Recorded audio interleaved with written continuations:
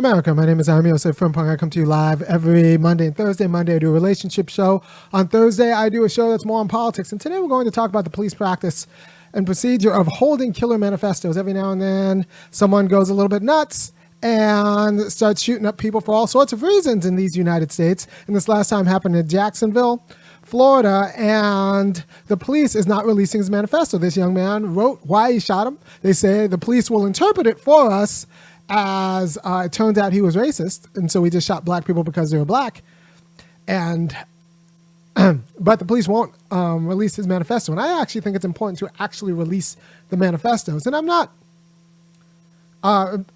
for the public administration of justice, and so that we can actually talk about what it means that we have, one, the gun policies we have, and two, the racial justice policies we have in the United States. In order to actually be able to be an informed member of our democracy, we need to know all the information. I need to know what the violent whites think about their, entitlement to violence to protect their whiteness. For example, the El Paso manifesto. There was an El Paso shooter, I think, in 2019. His manifesto, The Inconvenient Truth, is actually good. I signed it for a class. We talked about it in class because I think he actually goes over a lot of relevant arguments about the origins of racialized anxiety. The El Paso manifesto guy was worried about people taking over his way of life, all of these immigrants and foreigners coming in and changing not just the complexion of Texas, but the politics of Texas, because they were all voting. And so he wouldn't have all these problems with, Latin Americans or whoever coming into Texas if they weren't voting, or people from California. He had a problem with people coming in and voting for Democrats. All right. And he also had a problem with his way of life being threatened by globalization. So it was nativist, it was white supremacist, there was also some anti-miscegenation stuff in there. But it was, I think, it wasn't un-American. And I think it's important for us to grapple with these kind of entitlements and which ones are justified and which ones are not. And the idea that what you have to do is just embargo or hold that kind of manifesto because you don't want to promote copycat killers, I think is naive. And I also don't think it's particularly honest.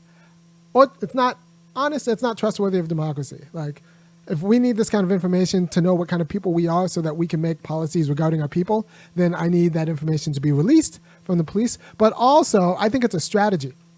I think it's a strategy to keep the standing order of white supremacy as opposed to this wildcat order of white supremacy. And you can ask, what are you talking about, Amy? And I'll tell you what I'm talking about. In the early 20th century, and Barbara McLean goes over this in her book, Behind the Mask of Chivalry. It's a book about the Athens Klan, the Klan in Athens, Georgia. In the early 20th century, there was kind of a civil war within the white supremacists about how to do white supremacy. Did you want to do it through the courts and the judges and the genteel variety of white supremacy? Or did you want to do it with like wildcat violence and the Klan threat of terrorism? The whites were of two minds about it. And at the end of the day, the genteel variety of white supremacy subordinated the wildcat variety of white supremacy, and that's the America we live in today. But I think the wildcats are coming back. They're mounting a comeback because they don't think the genteel white supremacy is up to the snuff, right? So I think the police is working on the side of, well, the whites in general, but genteel white supremacy in particular, when it holds back these arguments because they don't want to actually fan the flames of the other kind of white supremacy.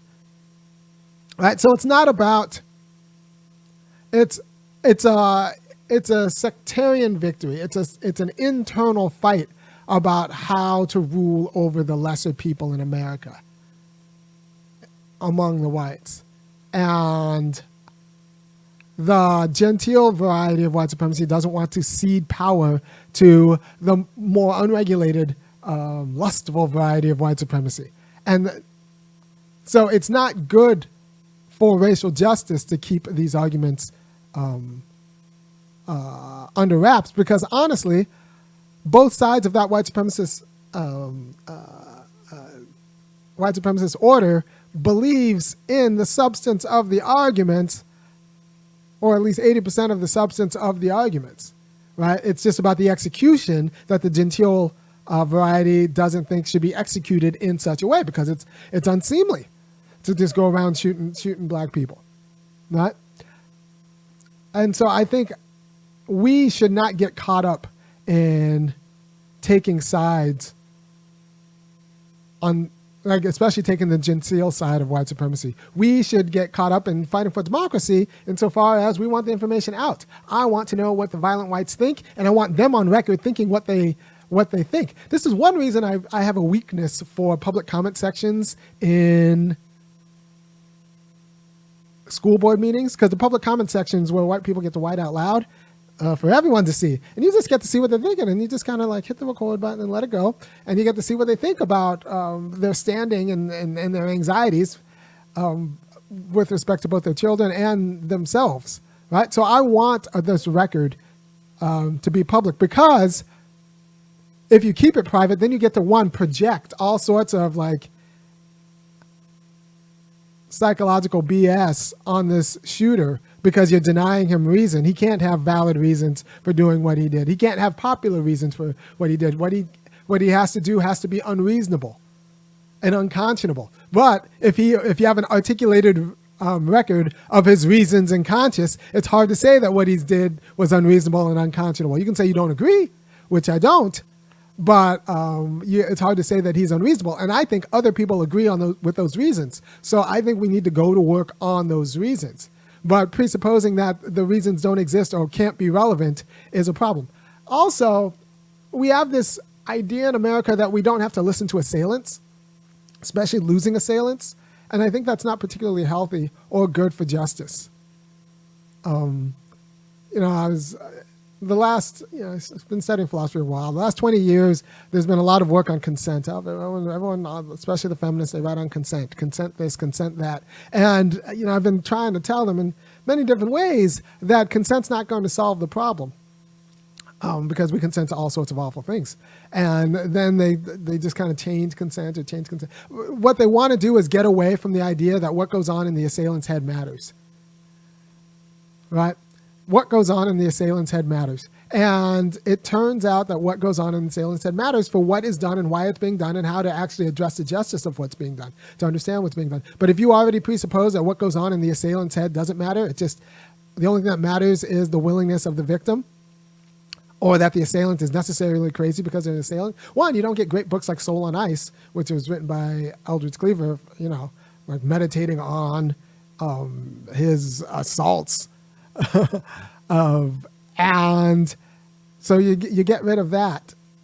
And we just don't understand the culture, the water in which we imbibe, the air in which we breathe. We don't understand our culture if we just assume that assailants don't matter, or would-be assailants don't matter. All lives matter, including assailants' lives. I want to know what's in the man's mind, and because it might be useful. And it might not be all wrong. It's definitely not going to be all right. But if I just discarded everything I heard that was not all right and just like partially wrong in awful or racist ways, then I would discard pretty much everything I hear. So I think that we should be in the business of actually studying assailants and understanding that what's in their head matters. And so I'll circle back to the consent discourse. There's this idea that we could talk about what good sex is without dealing with what's in the would-be or possible perpetrator's mind. And it turns out that you can't. If the other person's thinking of you like an object, you're not having, it matters. It matters. Or if the other person's thinking of you like a subject, it matters. There's like a person with, own needs and desires that need to be accommodated. That matters. And if there's a confusion, that matters too. But as soon as and then we have to think about why one person gets confused or why they think about you in this way and why they don't. And if we're actually serious about getting rid of assault and actually promoting healthy sex, we have to actually think about what's in both people's mind and not just, the would-be victims or the alleged victims, and just assuming that the perpetrators, the mental content is irrelevant to what went on in the situation and how to remediate or redress it. Okay? So we need to know what goes on in the bad person's mind. And we need to support a culture that says all thoughts matter. All reasonable thoughts matter, because that's pretty much where democracy is. That already presupposes that all reasonable thoughts matter. And if you're writing them down, that means there is reason, because you formed a coherent sentence. And you could say, well, we're scared of copycat marketing to copycats. Well, if that's a real fear, then we don't have that much of a robust society that keeps white people from shooting black people just because. If you're that scared of copycats, then you are just comfortable with the edge. That means we live close to the edge. That means you're comfortable with the edge of white racist violence. And I think we should just not be comfortable with the edge of white racist violence. We need to actually blunt the edge. I think one of the strategies of white supremacy is keeping black people on the edge, so that like they know that any time one of these white people could just pop off. And that is not healthy. And we need to like make a new kind of white people. That means we need to actually study the white people as they exist, as they're currently being produced, the way Iowa produces corn. And that means we need to study the thoughts of this guy who's killing people, because it might be rather common, and it might be something that needs to be redressed. And what happens is, if we embargo or somehow keep down or tamp down those thoughts, it ends up gaslighting people like myself who and Bobby Wright and other people who say, like, these white people, they think this, they think X, Y, and Z. And then the other folks will say, where's your proof? And I'll have to say, well, my proof is sitting in an evidence locker in Jacksonville's police station, because they won't release the proof. Release the proof. Let the whites talk about themselves, and let us be the judge. I think like it's a strategy to embargo the proof of their perfidy and the culture that produces that perfidy, and I do not support it. So release the manifestos of the killers. Let us decide what that means about who we are, because none of these killers are particularly creative. So if they're getting ideas, that means, and they have a culture that supports those ideas, that means that there's an entire cultural system that produces them. And supports them. So we need to know what those ideas are, so we can actually identify the culture, the cultural, the methods and mechanisms of cultural production, and undermine them. All right. Thank you for your time. I'll be back on Monday to talk about more kind of a relationships focused show, and